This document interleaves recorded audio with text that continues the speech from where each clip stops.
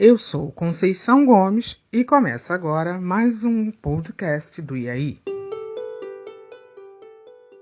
Olá! Bom dia, boa tarde, boa noite ou boa madrugada. Dependendo da hora em que você está me ouvindo, vale a saudação. Andei sumida, não é mesmo? Mas já estou de volta.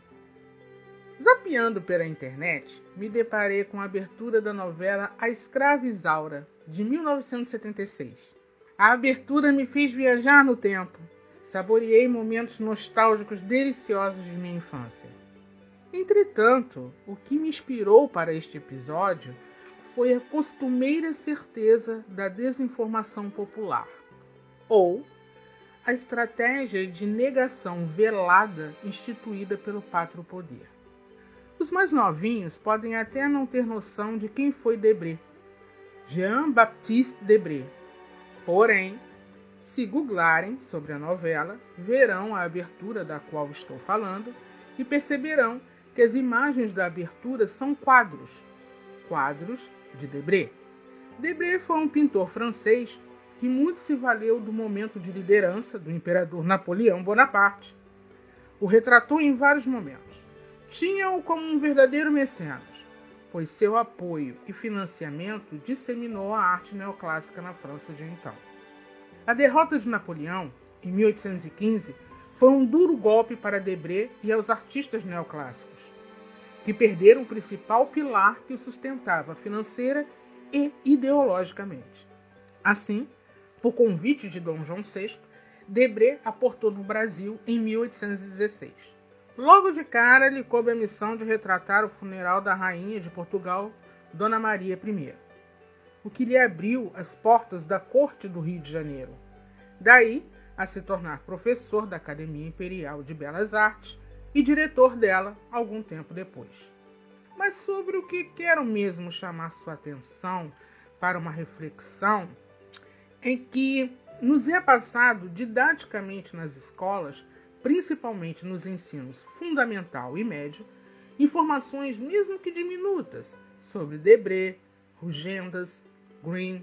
Atenção, estou falando do pintor alemão Johann Georg Grimm e não dos irmãos Grimm da série americana, ok? Continuando. De Cavalcante, Portinari, Tarsila do Amaral, Anita Malfatti e outros. Mas minimizam ou simplesmente excluem artistas como Antônio Firmino Monteiro.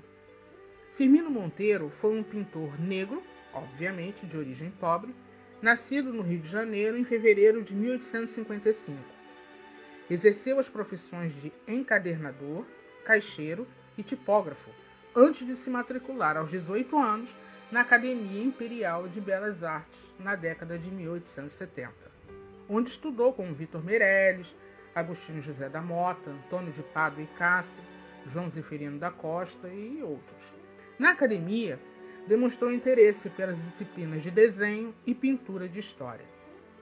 Sua estreia no cenário artístico foi quando participou da Exposição Geral de Belas Artes. Apresentou à tela Ezequias de Camorim, uma paisagem histórica inspirada no poema A Confederação de Tamoios de Gonçalves de Magalhães, onde retrata o funeral de um índio morto por caçadores de escravos. Em 1881, pelo quadro Fundação da Cidade do Rio de Janeiro, recebeu uma avaliação jornalística que dizia: um dos pintores jovens que mais e melhor tem produzido. Firmino Monteiro pintava principalmente paisagens e cenas pitorescas do Rio de Janeiro da segunda metade do século XIX. Destacou-se primeiramente nas paisagens, que pintava ao ar livre de forma bastante pioneira, antes da chegada de Georg Grimm ao Brasil. Segundo o crítico José Teixeira Leite, suas obras neste gênero revelavam uma bem cuidada perspectiva e perfeita integração dos planos, e mostravam-se cheias de lirismo e dominadas por funda nota de melancolia, por alguma ancestral mal dissimulada tristeza. Ora, por que será, né? Quando reflito sobre essa crítica, imagino Firmino com a mesma inquietude e frustração de Donald Wallbridge, Shirley, ou como era mais conhecido, Don Shirley. Um pianista clássico que teve um momento de sua vida retratado no filme Green Book, no período em que ele fez uma turnê pelo sul dos Estados Unidos na década de 1960. Período em que a segregação nos Estados Unidos era ferrenha, principalmente no sul do país. Numa cena interpretada por Mahershala Ali, Shirley diz ao seu motorista que ele não tem um lugar no mundo, que não se encaixa em lugar nenhum, pois entra no mundo dos brancos tranquilamente, mas não é aceito como indivíduo por eles. É apenas um negro que toca muito bem. E aos olhos dos negros também não é aceito, por sua educação refinada e por frequentar o mundo dos brancos.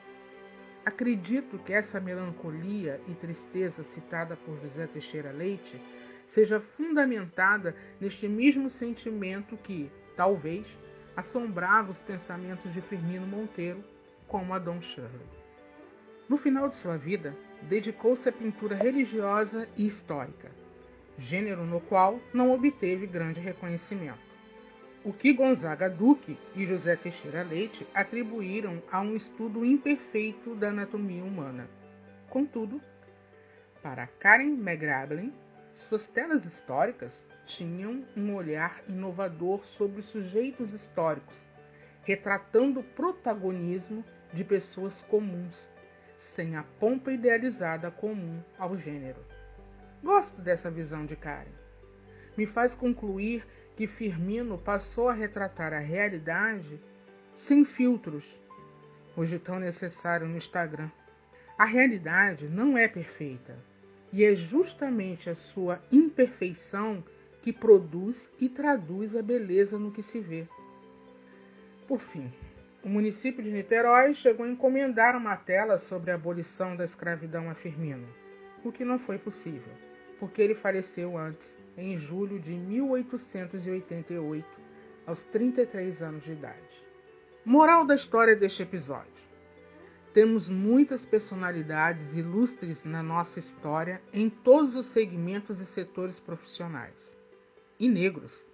Alguns por sua genialidade em que suas obras atravessaram oceanos e, por consequência, impôs ao Brasil o reconhecimento deles, como o escultor e arquiteto Aleijadinho ou o escritor Machado de Assis. Embora ambos tenham passado por um processo de higienização, um embranquecimento social. Foram retratados em livros e filmes como pretos de pele mais clara, como se isso os tornassem mais dignos para fazer parte da sociedade. Aliás, esse é um tema que vale outro episódio exclusivo: embranquecimento e colorismo. Resumindo, Antônio Firmino Monteiro foi um pintor negro da época do Brasil Império. Não pintou Mona Lisa e nem o Abapuru. Todavia, por um período, suas obras foram analisadas e confrontadas com as do alemão Grimm. Pergunto: por que não contar histórias de negros bem-sucedidos na escola? Por que o MEC insiste num modelo didático de contar a história do Brasil em que mostra negros e índios apenas como escravizados e excluídos de protagonismos sociais importantes na nossa formação como nação? A internet nos permite esta liberdade de conhecimento. Então procure-os, informe-se, divulgue esses notórios ilustres. Saiba mais sobre você e sua história além dos muros da escola. Valorize o que é nosso. Hoje eu fico por aqui. Uma beijoca carinhosa e até a próxima!